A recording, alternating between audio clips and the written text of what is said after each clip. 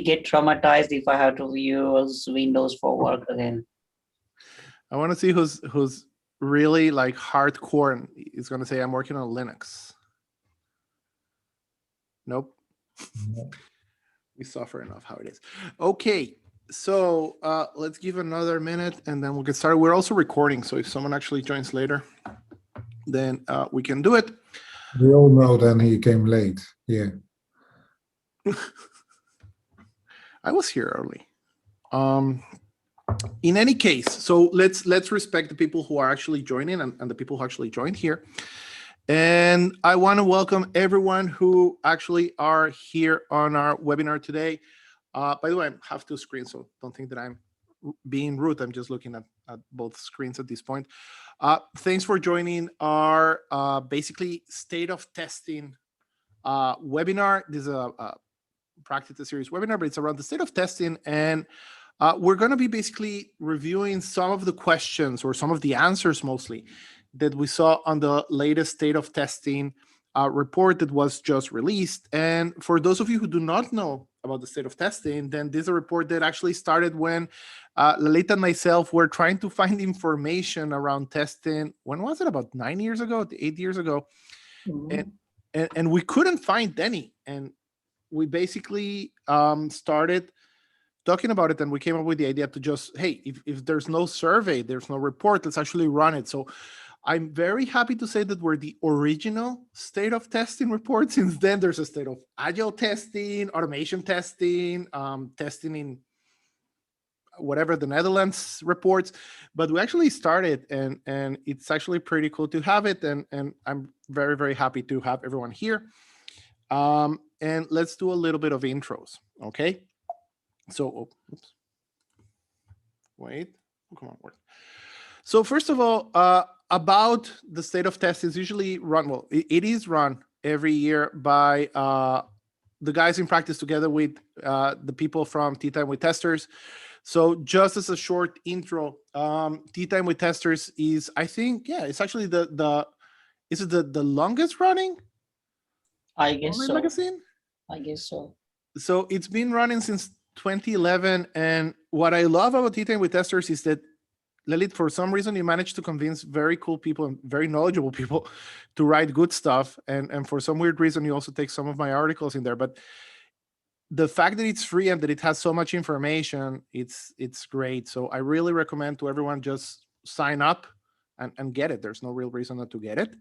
And also by PractiTest, if you see the guys over here, which is the company that I work with, and we provide what I believe is a pretty cool test and QA management solution. And if you want to take a look into it, go ahead and check it out. And if you want to learn more, please ping me about it. We have quite a lot of things to tell about, but I don't want to make this about PractiTest. We have tons of other stuff to cover. Okay, so let's start with intros. And do I make it, or each one of you wants to say a few words about who you are? You're saying that I make it? Thanks, Derk-Jan. That's why I love you. So we have here Lalit. Lalit is the chief editor and co-founder of TeaTime with Testers, and I'm reading here because I have here the stuff that I have. I think that this year, Lalit, or last year, you became also a director. Oh, you work on Sing as a senior tester out of Germany. You have one son and one dog. Thank you. I'll remember that one. And you're also currently a director on the IST, right? Excellent. Well, I'm Joel, if we're going through points here, and I'm chief. And I'm very enlightened person, because you can see the light is exactly falling on my head. That's because you're also very spiritual, as we all know. From my part, I'm chief solution architect of PractiTest, and basically just a tester, if you want to believe me, hopefully. We also have the great, the pleasure of having here three of the people that I really, really like around testing. And obviously there are many, but you three guys, well, you know, because we talk sometimes. We have Derk-Jan de Grood from the Netherlands. And I'm going to be reading here because it's hard for me to remember everything. You're an Agile Transition Coach at, oh, help me. How do I say that? Squerist? Squerist, we say. Squerist. Now, Derk-Jan, even though he looks very young, he has been in testing for a long time, and he has worked in very large organizations. And for those of you who don't realize this, the Netherlands, for some weird reason, it's like a superpower of testing. There are a lot of testers in there, and I've never figured out why, but you have tons of them. Derk-Jan is also a blogger, a keynote speaker, and you have a couple of books, right, that you've written in the past?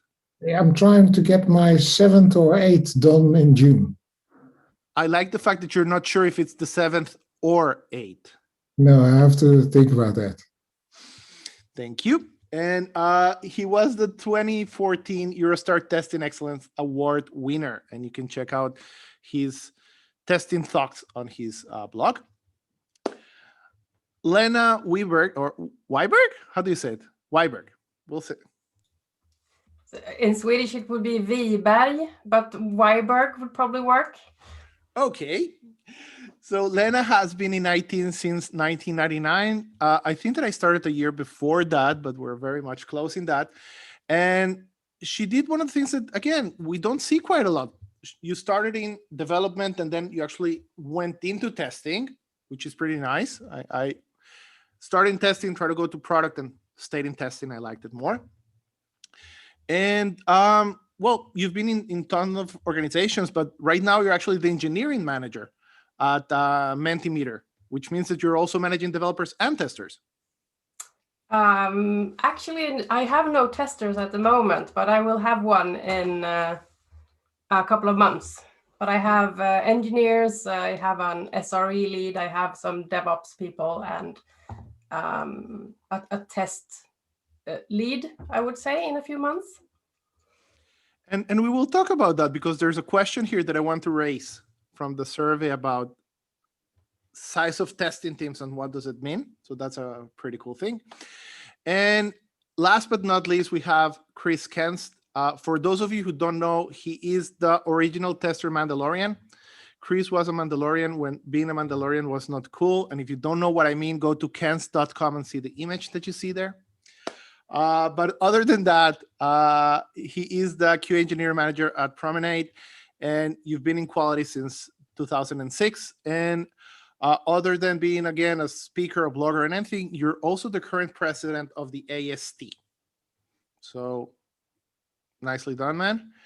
And he's also a leading, obviously, an instructor for the BBS, AST and BBST courses. And again, oh, by the way, this is a cool project. I really, really love the project that Chris that you started, where you're basically just centralizing every single testing conference there is. So lately, it's even better because most testing conferences are online, so you don't need to go anywhere. So you can just go there and take a look. But enough about introductions. And what we're going to be doing today, basically, we're bringing some of the questions or some of the answers that we saw, the graphs even from the state of testing report. And I just want to present them and then have a short conversation maybe around a question in there.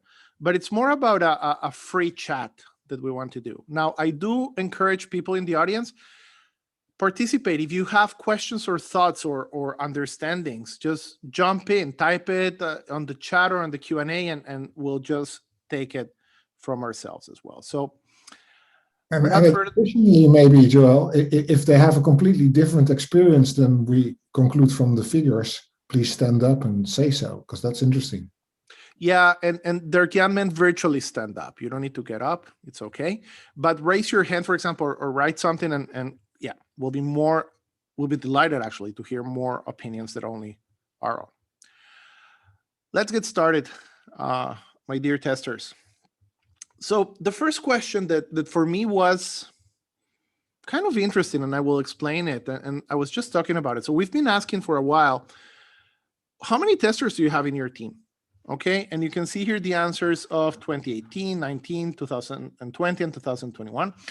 And what we started seeing was that the big tube in here is when you have a relatively small team of testers, around between 2 and 5. We added also only tester here. And these last columns are when you have like larger testing teams. And at the beginning, we were seeing an increase on the number of smallish testing teams and a decrease on the number of No, actually, even here, more of a stability on larger teams. But we saw a reversal in the last 2 years, meaning all of us are talking about agile teams and agile testing, but I guess that the large testing teams are still here based on what we're seeing. But I don't want to make this our question. I want to link this to another question that we have. And this is a question that talks about what percentage of your work is testing. And this question might need a little bit of explanation. I think that every one of us knows that we do quite a lot of things other than the actual writing test cases and running test cases. And we might be working with development environments, and we might be doing monitoring, and we might be doing coaching. And we were seeing that, again, the amount of solely testing was going down, people who were doing about 100% testing, but then all of a sudden it went up again last year, okay? And we saw that people who were doing less testing went down in here, okay? So I think that, and trying to get to the question eventually, I think that most of us are familiar with the modern testing approach, what Alan Page and Brent Jensen have been speaking about for the last, I don't know, year and a half, 2 years, where they said that they're looking at organizations more like Lena was saying, where, well, we might have or might not have testers, and everyone is doing whole team testing here, so we don't really need dedicated testers. And if we go to conferences, we hear about that a lot, but the numbers here are telling another story. The numbers here are telling us that, wait a second, we might still have many, maybe most organizations that are working with the model of fully dedicated professional testers, and whole team testing might be a smaller team. Is this the case? I mean, in your experience, what do you think about this? What are you seeing outside of the real world? Anyone? So I can start since I unmuted first. So when I started as a manager, I had a pretty large testing organization, or basically requirements and testing, QA stuff. And the organization was pushing to transform them into developers. But what I have seen in the last years, where I've been in organizations that are a bit younger and they haven't had testers, they are actually starting to look at bringing in that type of skill set, that mindset, but they don't necessarily call them testers anymore.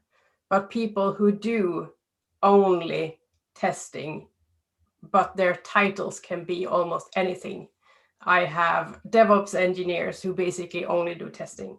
I've seen QA coaches and SCT leads and all of the titles, but in my very limited kind of set of companies, yes, it's been kind of, the pendulum has started to swing back a bit. Cool. Next, Chris, you want to speak? You want to say something? Sure. I always want to speak. No. So I was looking at the slide as well, and I'm always a bit curious. So first thing is like looking at the respondents for this.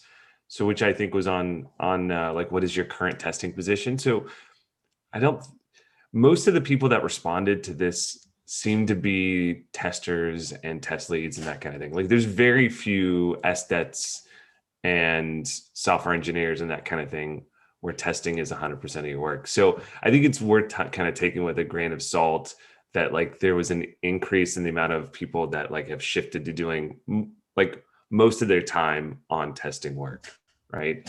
To your point where you're like modern testing and teams maybe not needing testing. I don't know that we would see that, but it is kind of interesting that we've seen this overall increase in testing work. And I wonder how much of that is due to COVID and just like, you know, less time in other meetings, and now I have just days where I can dedicate to my testing work. So like there's a lot of factors at play, I think, and I'm in one of those positions where I've mostly worked for small startups, and they do hire testers, right? And you are hiring for somebody who is a specialist. So it's hard to say that we're not doing this whole team testing approach, and that testers aren't like expanding into other tasks. I always do question this idea that like you could do 100% of like your day on testing. So maybe there's some clarification that we need to like pull out of the data here. What it actually means is 100% is testing 100% of your work, because that seems suspicious to me that you wouldn't also have meetings and other things that you do. Okay, good point in there. Lalit, you have something on your mind. Yeah, I mean, I do agree with Chris. I do feel probably the game that got changed because of the pandemic situation probably has little role to play here. I believe it kind of increased the complexity of the products that are being developed or in environment under which we are operating. That's one thing. However, I also think whole team testing, wherever it is being practiced or preached, I do not believe it was ever about doing more without testers or not having testers in team. I believe it has always been more about testers getting the testable code. Usually, there is this spaghetti throwing nonsense happening between developers and testers, where the developer said, hey, I'm done with my programming. Now I'm throwing it off to you and start testing. And that's where probably the idea of holding testing came in, where we expect programmers to test it for themselves, so the experienced tester doesn't have to spend time on finding something that is so obvious, and that person can then focus on more important things. So with or without whole team testing, I believe the need for testers or skill testing would never get eliminated. So that is why I'm not really surprised that though in industry we have been having talk about whole team testing, and at the same time we are also seeing increase in testers getting hired. My LinkedIn feed is flooded with every other time somebody announcing I just got hired as a test lead or tester in this and that. So I think it is more about the perception that is being built with all new things that are coming in, while in the reality it's being implemented or understood in different way. Interesting point. Derk-Jan, something to add? Yeah, several things. So it's really how you look at it. So like Chris was saying, I don't believe that anyone is 100% doing testing because they have meetings. If I go as a tester in a meeting and I serve my purpose of building quality in, then I'm just doing testing, although I'm in a meeting. So there's a range of how you interpret doing testing full time, whether that's real execution or reaching your goal or chasing your purpose. But I see a lot of agile teams that have dedicated testers and maybe have a split in their team as well. So we have the developers, we have the BAers, and we have the silo of testers, whatever you think of that. So maybe we're going back a little bit to that. I think Lena was referring to that as well, that it used to be we're all developers and we're doing every skill. And now we have testers in the team, and that's just okay. But it depends, and I think we'll get later to that as well. That depending on how far you are with automation and manual testing, there's a lot of strain on having testers that do the manual testing. So we need them. By the way, but in this sense, and you know what, sometimes people don't believe me when I say it, but even though we are a company that develops a test management system, we don't have dedicated testers. We found that for us, it's better to use our customer support, our customer success teams as testers, and all of our developers as testers as well. And we've developed, maybe because we are developing a QA management team and test management team, we need our developers to be good testers so that they can develop a tool that actually uses, and we dogfood quite a lot.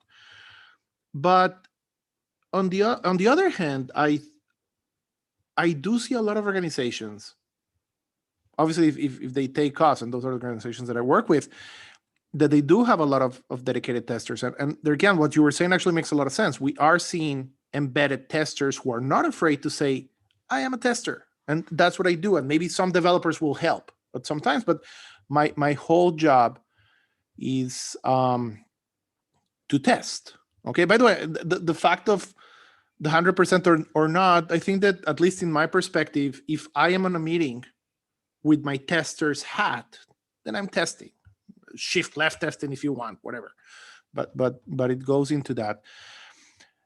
But I do believe, and I was talking with someone yesterday who said, well, but we don't need testers anymore. I think that the day that we won't need testers anymore is the day that every test will be able to do it automatically using AI, but only because every piece of development will also be created using AI. I mean, it's kind of a vicious circle. You need to have a development that is reliable before you can actually have a testing that is going to be reliable. So I think that we're far from there. Now, Chris, I see that you already answered someone, but Alexander was here saying that I'm afraid that no feedback is gathered from whole team testing organizations. And so it appears that we don't have any dedicated testers. So basically what Alexander is saying, it's legitimate, meaning if the survey is surveying testers, maybe we have organizations that have evolved so much that they are not answering the survey. And it's something that we'll need to take a look into, because it does sound interesting, at least that point. We need to start doing a state of testing survey for developers. Yeah, and I mentioned the pendulum, and I know I sound like an old dinosaur, and I keep bringing it up in everywhere I go. But I mean, when I started out in 1999 as a developer, I did testing because we didn't have dedicated testers, and then I saw a shift to more specialized roles, and then the pendulum swung towards generalists again, and I think that's just going to go back and forth. It doesn't seem like that wave is ever going to stop. Yeah, and I always talk about, there was a time in my life that I was a consultant, and I remember going to some organizations that said, we don't need testers anymore because we went agile, and they literally fired testers. And what was funny was that they had about 2 or 3 very bad releases, and then they literally went and called the same testers they fired and just paid them more so they could come back and work for them. And that's literally that pendulum. Yeah, we don't need testers because we never understood what Agile was about, and once we understand it, then we're going to correct ourselves. So it is interesting. Anything else to add before we move to our next one? Okay, and I do encourage people like Alexander and others to go ahead and continue asking. Chris, you did something weird to your camera. Okay, next. You were talking about COVID and how it affected, and maybe we had a mistake here because we added a question. I mean, who could just not add a question on COVID? And we added if COVID had affected your income specifically, because we're looking to see if maybe a lot of people got laid off because of COVID. And well, nicely enough or surprisingly enough, the answer is no. I mean, 71% said that they weren't, 28%, still a very large percentage if you ask me, especially if you are part of that 28% were affected. But how has the pandemic actually affected us? Let's put money aside. What has it done to testers? Lalit, you made the mistake of having an open mic, so you start. Okay, no problem. For me personally, I think I'm a tester who kind of likes to observe the people and the processes and the project, and then work for this perceived notion of product quality. Being in the pandemic, and which mostly means working remotely, kind of restricts me from observing these non-testing related things, which still contribute to me testing better. So it kind of becomes challenging in a way where I have to then actively look out for the information or ask questions or get in pairing sessions with people where I believe I have to spend more time in finding out these hidden things. But I think it's still a good challenge. It keeps me motivated and try things differently. At least I don't get bored. If you But ever get bored, man, let me know. I have a lot of things. But yeah, I do believe in one line, if I have to say, testers need to find effective way of communication because of the change in the working environment to be as productive as they were before. Cool. Now, Alexander here, who's very active, he's saying that it looks like the idea of remote working became more accepted. And I think that that's a point. But the question is, okay, so remote work became more accepted. How did that affect us? Meaning, is it better for us because of that, or is it worse for us because of that? Derk-Jan, I know you want to say. Well, Lena, you jumped. Go.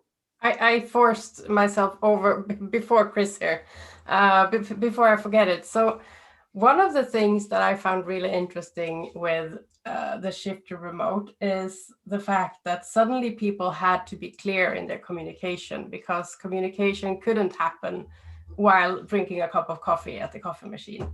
So while I have seen that a lot of the testers I've worked with, they struggled with the kind of the lack of information flow that they used to rely on, but the documentation and the tasks and the specifications suddenly became a lot clearer because it had to be. So I'm not saying it became easier, but they had to find that information in other ways. And also someone mentioned before, we have more time to actually do hands-on stuff because we're not always traveling between conference rooms. Derk-Jan, you open your mic. I think it could be interesting to divide the world in two, and have organizations where testing is established and accepted and seen as necessary thing, and organizations where you need to go on the stand and promote the testing still. Because in the first one, where testing has already been established, I think what I hear saying by Lena and Latit as well, it seems to go a little bit more into the procedural and the technical stuff, and that will run more efficiently, but will be a little bit more boring. But there is a need for testing, and we just do it as efficiently as we can do. Although we're remote, that will probably be less fun, less exploratory, less engaging in where we inspire each other. But you can come up with ideas to do that, of course, and have virtual meetings. But on the other side, where the organizations where testing is not really established yet, and we need to stand up and say, like, testing is important, it will be very hard to do so, because we cannot fall back to the routines. Okay. Chris. Yeah, so it's interesting because I've had conversations now with a bunch of CTOs where they've gone, oh, this remote thing seems to work. Which is just like, for anybody that has actually worked from home for a while, it's a little bit mind blowing that people didn't realize that, but there were a lot of preconceptions that people had about how actually remote work was going to work, and whether you're a tester or developer. And so I think just from the testing community, like the fact that we're kind of breaking these assumptions around what people thought would work and wouldn't work allows us to then figure out what works better. So to the points of like Lena and like the idea that information is going to flow a bit differently now, and so you're going to have to adjust to how you get that information, how you like facilitate. I think that just opens a lot more for testers to be a lot more visible too within their organizations, because you do have to facilitate now getting that information. You're not going to be in all the meetings, because if you're in all the meetings, you just wouldn't get work done. So now all of a sudden you have to be like, I need to be active. I need to go to individual people and be able to get that information. And it's hard to do if you're not used to working with the people in your organization, because you're new and you've literally never met them, right? So there's all these effects that play into it, where like if you we see it at our company where people that had been together before the pandemic, very wide and open, talking with everybody, and the new people that come in, you have to prod them. You're like, listen, you need to talk to people more. Like, you need to go get that information from somebody. So it really becomes, a pull process rather than a push process. And that's different from testers, but I think in the end, it increases their visibility because they're like, hey, like, you have to speak up now when it comes time for this stuff. But I'm going towards something that I think that at least Lena touched a little bit on. At least internally in PractiTest, we read quite a lot about it. And you know what? It's interesting. Israel, for some weird reason, we have about 80% vaccination. The government just struck the deal with Pfizer, and they made us guinea pigs, and thank God it worked. So everyone here is, my kid who is about 14, they say he's going to get vaccinated in about 3 months. So that you understand the page, and we are going out without masks. But that means that we also opened the office. But even before that, we opened the office, we said, hey, you know what? We're going to switch the floppy disk in the company, and we're going to become a remote first company, which means that everything is focused on working from home. Why is this interesting? It's not because of the working from home, but you said it. Meaning, I think that a lot of times it used to happen that a lot of the conversation among developers happen in the development room. Now everything needs to be communicated otherwise. So basically, they lowered the place where they are, and now we have a lot more access, formal access to that information, and it's helping quite a lot. Another thing that I think happened, and it's good for testing, maybe on the market of outsourcing, we realized that we don't need everyone in the office, and we hired 2 people offshore that we hadn't done up to now, and we've been in business for 13 years. So it took us a pandemic to hire offshore, and not only did we hire offshore, we're ecstatic with the people that we actually hired. So it's something that is helping, at least from our perspective. Now, Bruce is saying something else that I hadn't thought about. He's 100% right. And he says that working from home sucks if you're doing configuration testing and you have to keep going to work just to check out hardware. And it reminds me of a customer that we have that doesn't like using the remote cell phone systems and stuff like that. He had like this huge lab with a lot of phones. Well, that doesn't really work if you're working from home, right? You need to spread them out. So it's important. So yeah, especially for people who work with hardware. Okay. Anything else, or do we move to the other one?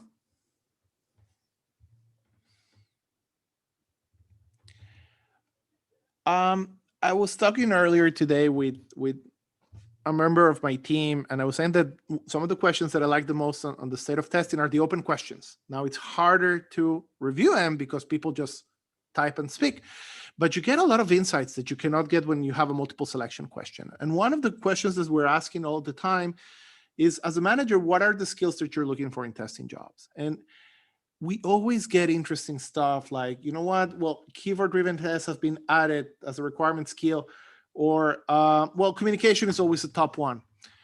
But I like, for example, people who are flexible to spread developers and DevOps areas into the core testing, and people who are literally gonna go right-side testing. But what do you think are, and this is a question that we usually ask towards the junior testers who are looking for a job.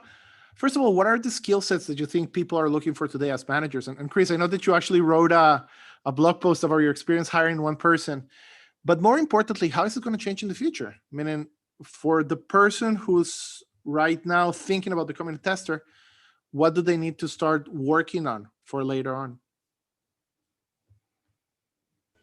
Since you called me out, yeah. So I looked at this list and I was like, wow, I didn't check for a lot of these things. So the remote thing too, and when you hire remote, it forced us to focus on what we could actually, like, there's a lot of desired skills. Like, oh, I would love it if this person had this, and this is how you get these terrible job descriptions where like the job description is, I want you to be able to do everything. But then, like, what do you actually need the person to do, and what can you test for in an interview? And it turns out, if you think about it as what skills are you looking for? And then what can you actually try and decipher during an interview? It's a lot less stuff than this, right? So when I was hiring, I was looking for somebody that had exploratory testing skills. I gave them exploratory testing assignments because that was the thing that I wanted. I definitely wanted them to have be able to have logic and be able to communicate really well. If we're doing this now all asynchronously over chat, it does put a higher emphasis on the written skills and being able to communicate on things. But a lot of this stuff on this list is nice to have. Like if you have experience with CI/CD, that's great. But if you don't, it doesn't take a whole lot to learn it, right? So you need to have those basic skills, curiosity, communication, and logic thinking. And if you can do that, then you can build on so many of these things. Does that kind of answer your question a little bit? In a sense, it does. Yeah, I have not a lot of the stuff on this idea, list. But again, it's true. I understood what you mean by that.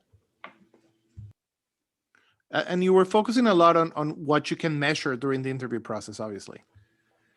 Yeah, I mean, it's weird when you're looking at a job description and they want the whole kitchen sink. They're like, listen, we want you to have automation skills, but then you're going to primarily be just testing a web application, and you need to be great at SQL, but you're hardly ever going to use SQL, and you're not testing for SQL in an interview. So then what do you care, right? There's only a certain thing, especially most of our interviews. I don't know, Lena, when you interview, but we have an hour and 15 minutes with a candidate, each person essentially.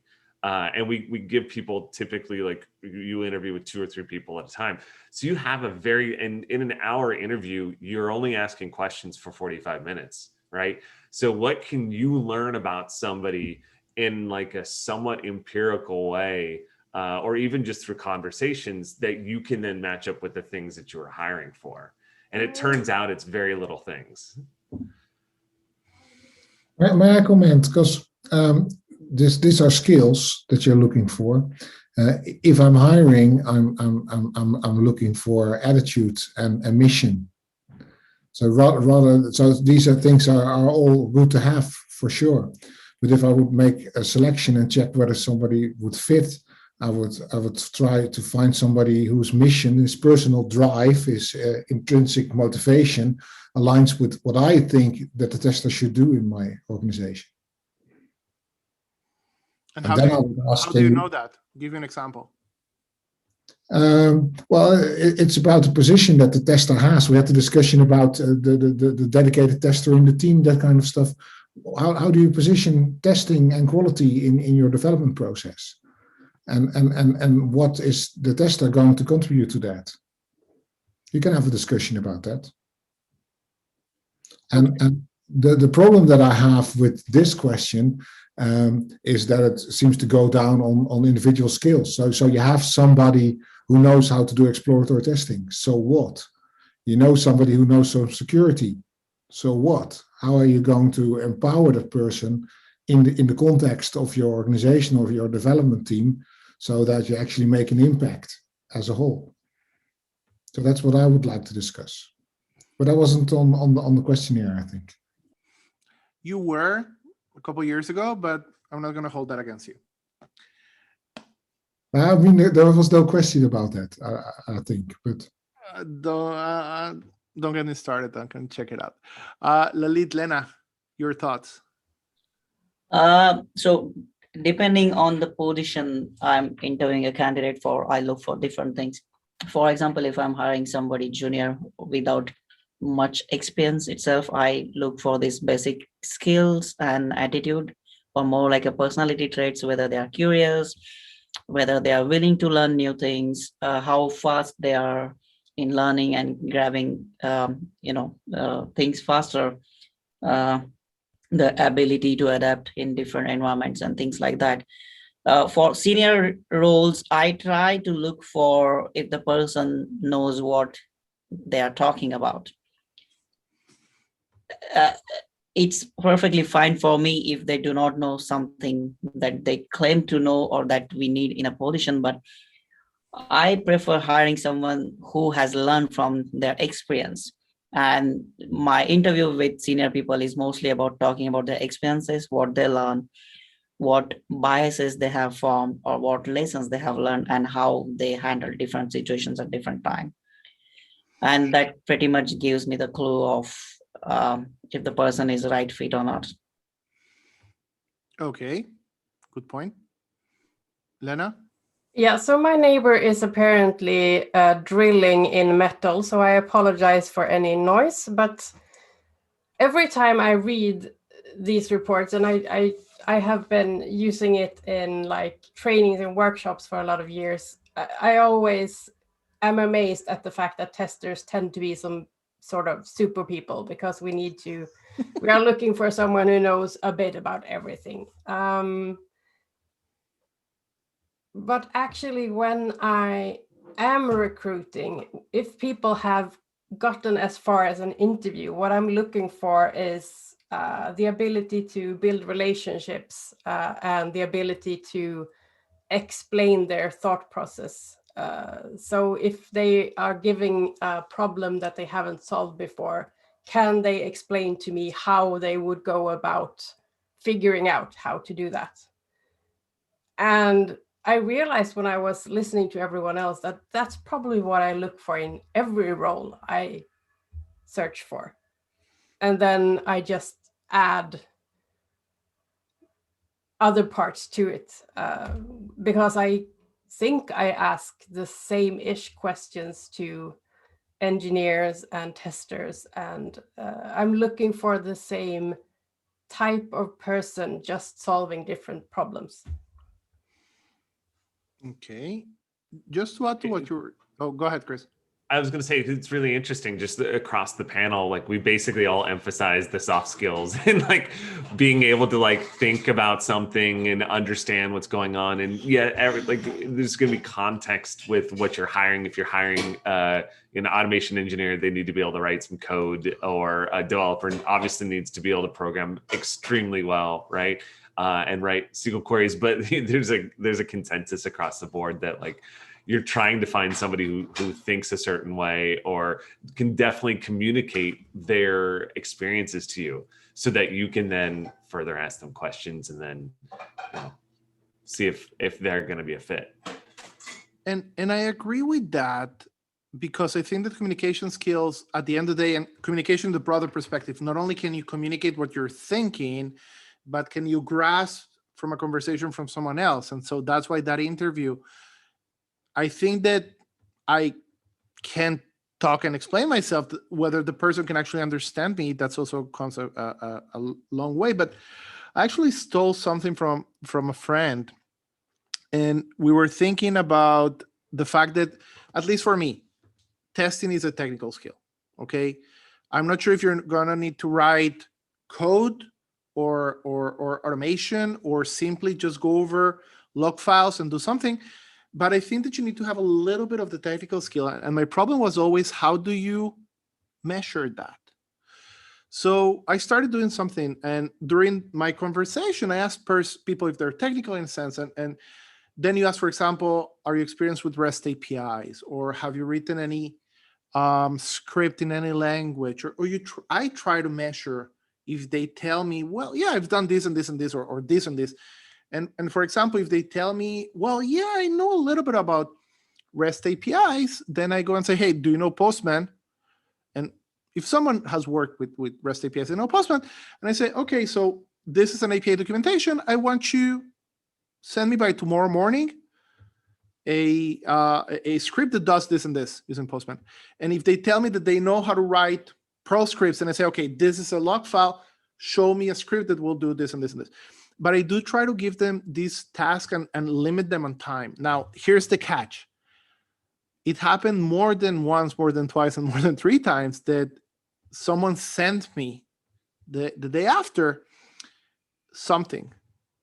And that something was pretty good, okay.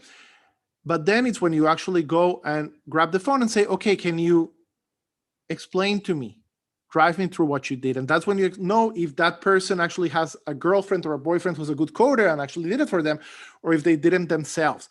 But I think that I want them to solve a problem that they didn't know how to solve. Might not be related to testing, but I do want them to prove a little bit of their technical skills. Because when push comes to shove, part of their job is going to be, how do I work out this problem, this technical issue that I don't have a clue how to do. So Joel, whenever I'm interviewing, I always throw that question. So if you're going to be interviewing for a position in mind, if you tell me that you know how to work with APIs, then make sure that you do. But yeah, I think, but I agree. Soft skills are also pretty important. Okay, now we have 15 minutes and we have a couple of questions. So let's actually continue moving. Testing models. And what we saw here, and I think that there's no real surprise then we're above 90% agile. I think that I was a little bit surprised to see that DevOps is going up, but I expected it to reach more than that because I thought that more organizations were already fully SaaS or fully online, and it's only about 48%, sorry. And I'm also not surprised to see that waterfall is dwindling down because those old projects are just dying. Okay, and I don't see a lot of projects starting from waterfall. But stuff that was nice to see, for example, was that BDD is going up. Okay, and it's nice to see that.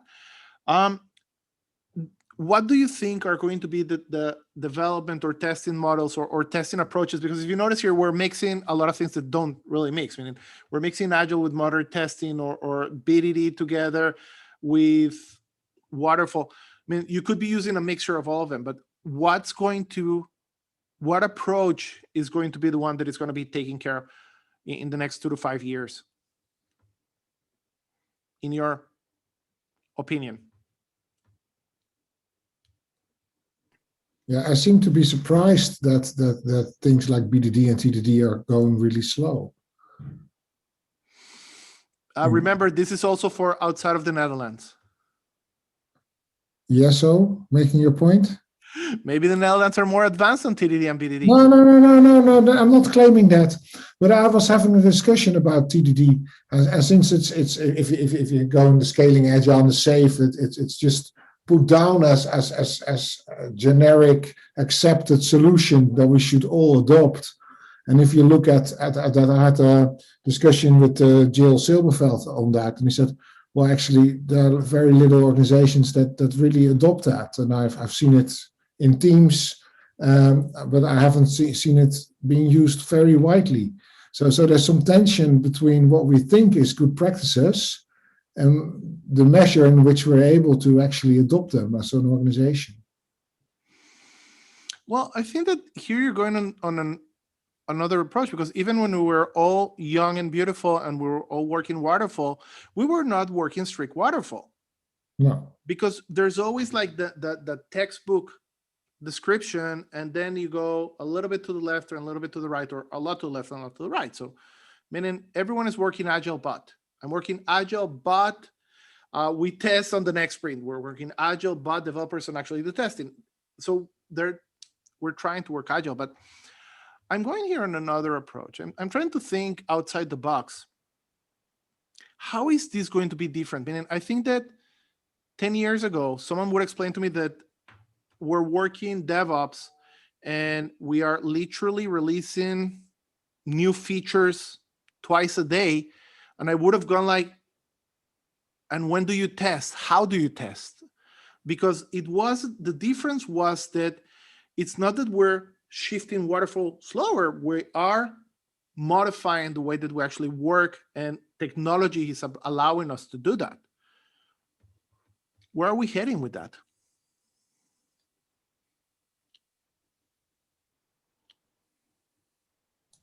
So, just another comment. Waterfall is still almost a third. It's still almost a third claim to do waterfall. And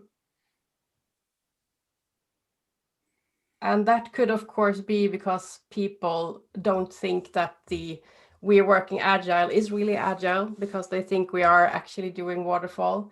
But it could also be because there was a lot of safety and kind of comfort in knowing the waterfall approach to things. So I'm not really surprised, and I don't think this picture is going to shift that much. I would perhaps expect safe to kind of rise to the surface, but other than that, I'm not really surprised that this hasn't shifted more than it has. And do you think that we will have in the coming years still people working waterfall? Let's say if we look into this 3 years from now, we might not see 27%, but we will see above 20%. I'm scared to say yes, but I really do think so.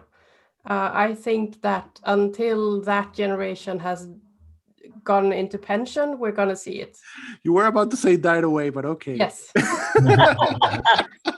Derk-Jan, don't take it personally, man. Please don't.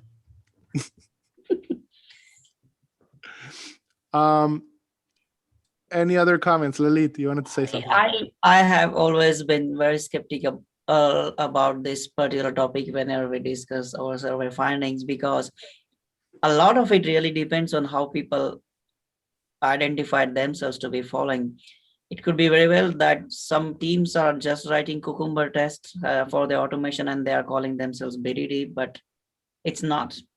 And same goes with TDD or any other model for that matter. I believe what will rise on top is what works best for the people in their context. And it's very hard for us to really label it or name it and box it in a particular category. It could be Scrumfall, it could be waterfall, but they are probably having rapid cycles of that. We don't know. Probably we could try to gather detailed information about this one and understand how people are exactly doing things.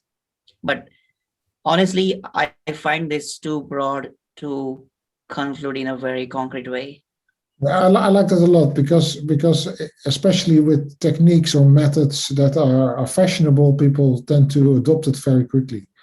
I recently spoke to a team that was building a new product, and there were DevOps teams, and they were saying that, yeah, we go into production next year, something like that. Yeah, but then you're not ops.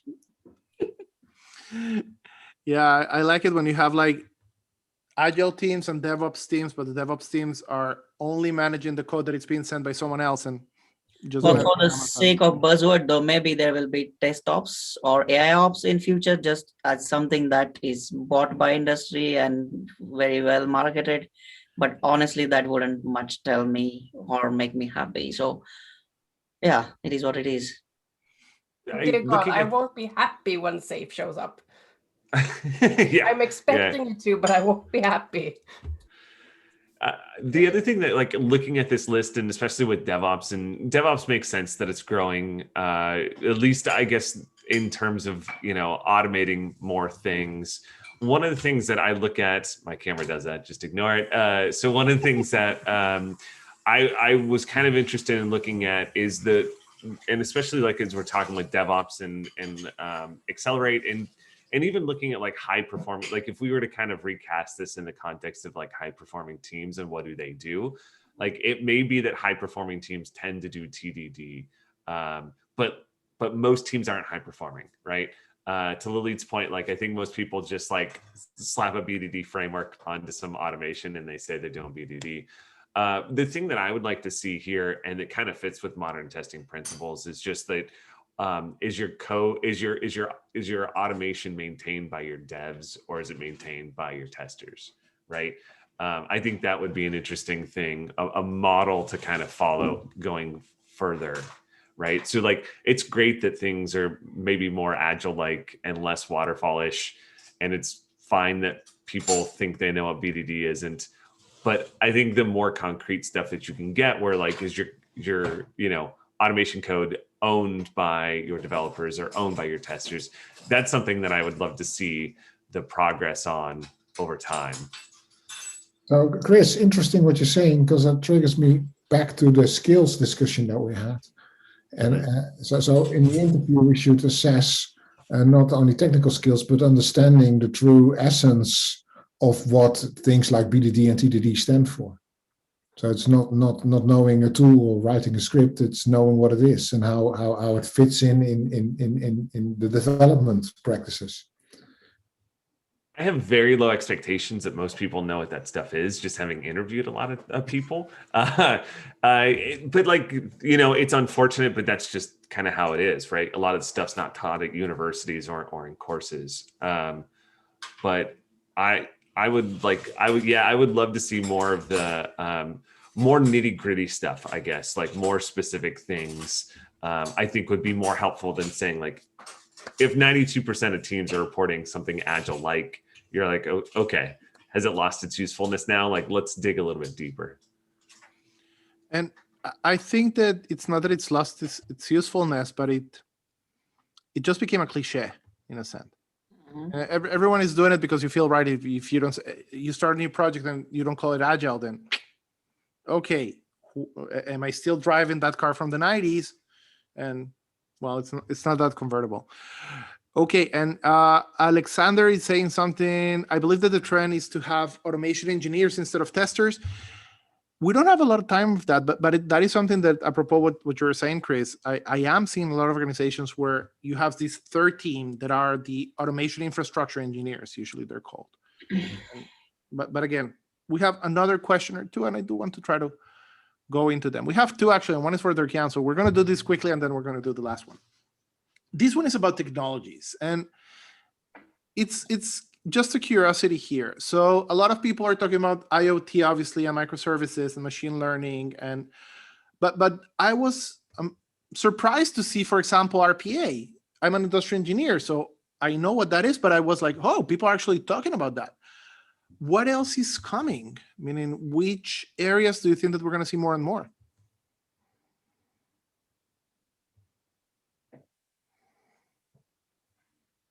I mean, I think the trend towards automating more is wrapped up in a lot of these things. Like RPA is because we're trying to automate more processes. Obviously, testing and like AI and testing is like the new hotness. But that's really just, in most cases, a lot of UI automation, like with some help essentially for maintenance. I don't think VR is going to go very far. I like VR. It's a fun gaming experience. But that I don't know, like, unless you're testing VR headsets, how much you're going to use that. Augmented reality might be more useful. The question here is more about what technologies we're going to be testing, not what technologies we're going to be using to test. Using to test. Okay. This is about testing. And definitely not VR. One of the things that I think will happen, I think that IoT will explode into different things. Because once it used to be IoT, now we're talking about self-driving cars. That is like a separate category. And we're going to start, I think that we're going to start seeing all of these Internet of going into embedded systems and having a lot more robotics in there. And that's going to be, I think, a technology that we're going to start seeing more and more. I believe what is not here is more of a data science testing or data analytics and testers in all, because that is something I feel would be very essential area of growth and skill testing which needed in there. So I believe among all these things, data science testing will definitely be a thing. Yeah, big data. Mm-hmm. Okay. Derk-Jan, Lena, before we move to the last question that I promised Derk-Jan that we were going to do, and we're at the top of the hour, so we don't have a lot of time. I think the only thing I'm surprised isn't here is accessibility, because that's something I've seen explode in the last, I mean, talking about it has exploded. It's always been a thing. So I was expecting to see it, but maybe doesn't count as a technology. I think so. I think that people see accessibility everywhere. So it's like a layer more than a technology. Derk-Jan, are you skipping? Yeah, well, I was on initial reading it. I was surprised in the order of things, and I was expecting them to be slightly different. But at a second thought, well, it might be okay. So it's virtual random, reality, by the way. It's random. It's random. Yes, it's I was reading it in order. So if it's random, I agree with it. I'm glad that you agree, man. We would be in a problem otherwise. Last question, and I apologize to everyone other than Derk-Jan, because this was not on the original deck that we shared with you, but Derk-Jan actually thought about it, and I think that it is important. And we asked this last question. I think that it summarizes a lot of the points that we had. Is the testing organization part of the CI/CD process? And putting aside CI/CD, then we asked that. And the thing that first of all caught my eye was that the amount of people that were saying that they're an active part actually went down a little bit. I'm happy to see that more people have CI in the organizations. But I also saw, again, par and par with this, that, yeah, they have CI, they know about it, but they're not part of the process. And I take this personally because I think that if you're doing a CI/CD that doesn't include testing, not only in the unit testing part, then you're missing a big part of this. What do you think about it? Should testers be an integral part of the CI process? Let's forget about CD. Let's talk about CI. Yeah, but I think they should, because in my idea is so I did a lot of testing, and I became agile coach, and I'm trying to oversee the whole. I think the great thing about the CI/CD thing is that the testing and the development comes together, and we're working together, multidisciplinary, to delivering value solutions. And then we have something awesome which makes it easy to integrate and test frequently. And then we notice, if we look at this stats, that it becomes some development party, and then we have testers that do their own testing, whether it's automated or manual, and fail to jump on the train of CI/CD. I think that's. But you're talking about this layer in here, which is not even about 50%. Yeah, they are active, but the other part is not. How come? That's the question. And I want an answer, please. So just having interviewed a lot of people for different DevOps roles, I can say that a lot of people who have the title DevOps engineer or DevOps anything today are the infra people with a different title. And if you just move the CI/CD process to the infra team, because the infra team doesn't have to work as much with hardware, then of course the testers aren't part of it because they are still siloed.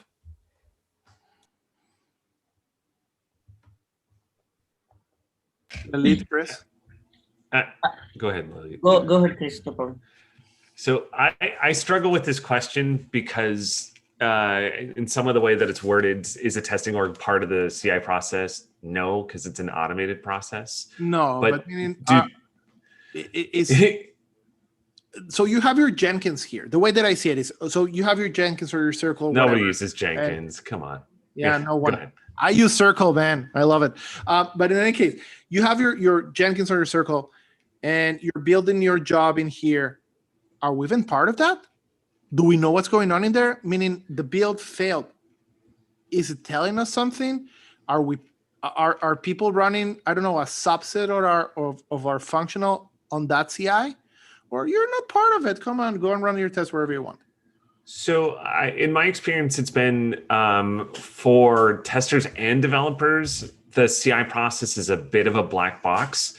If we think about the tests that we often run as in part of a CI process, it's usually unit test. Sometimes it's integration tests. It's almost never UI tests, right? And so like unit test, I've met very few developers. I've met less developers and very few testers who have ever run unit tests before and understand them. And it moves up a little bit in terms of integration tests. So it's not surprising to me that people go like, we get the reports, but like we don't really do anything or we don't really pay too much. It surprises me a bit that so many people says that they're active part of defining and maintaining the process, because I would assume that you wouldn't be. Like I go through and I look at CI reports, and if there's a failure, I help debug them, or if there's an output of failing test, I might help debug them. But it's like, I want all testers to be aware of what the CI process is and what it does, but like they don't necessarily need to do anything because most of that should be on the developer, right?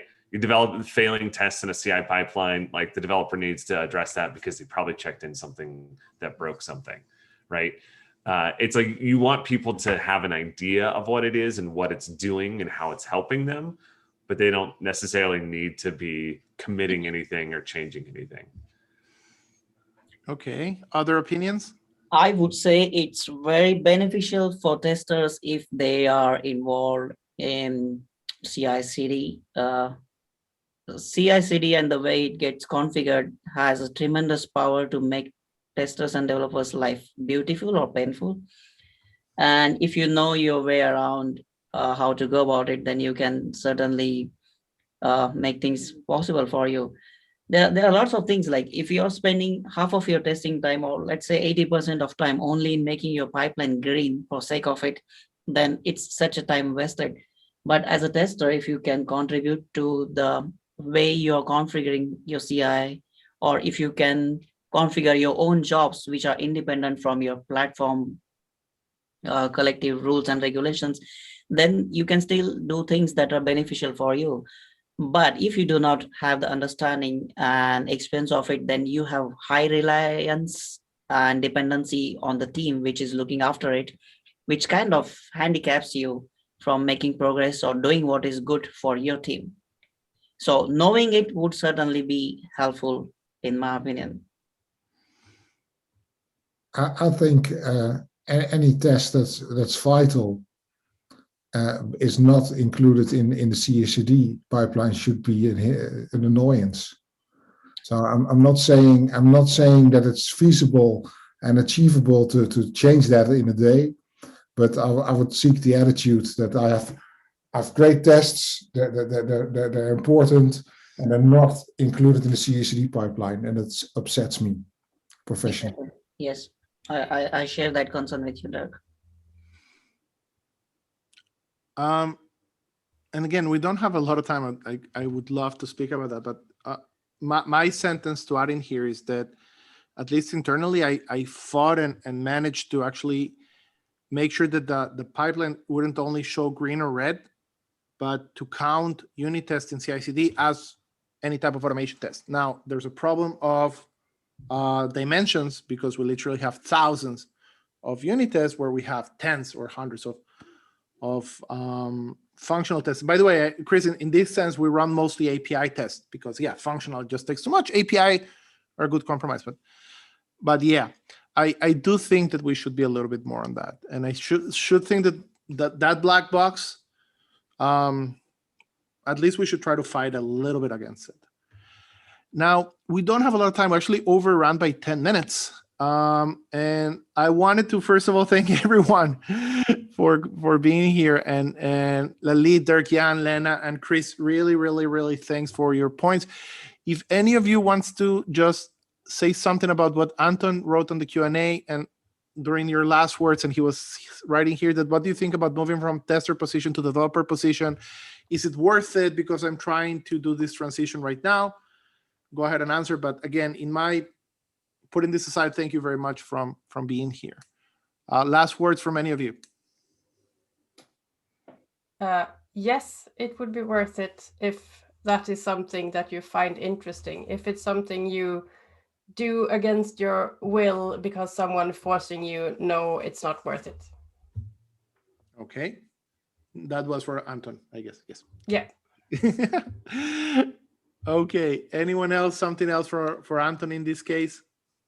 I don't have more context here, Anton, but in general, I would say being a tester with development skills, abilities would do you more good than fully transitioning into developers, because even if you are into development, you would still be required to test. So go for it. Excellent. So they're making me smoke signals that I need to cut. So everyone, thank you very much for your contributions. It was a pleasure as always. And I hope that we get to meet physically sometime in the coming months. Looking forward to it. Very good thing. There was a Bye, question where we everyone. get more information, and I was meeting on conferences, so that's a good one. Sounds good. Bye, everyone. Thank you for joining, and we'll meet again soon enough. Bye-bye. Bye.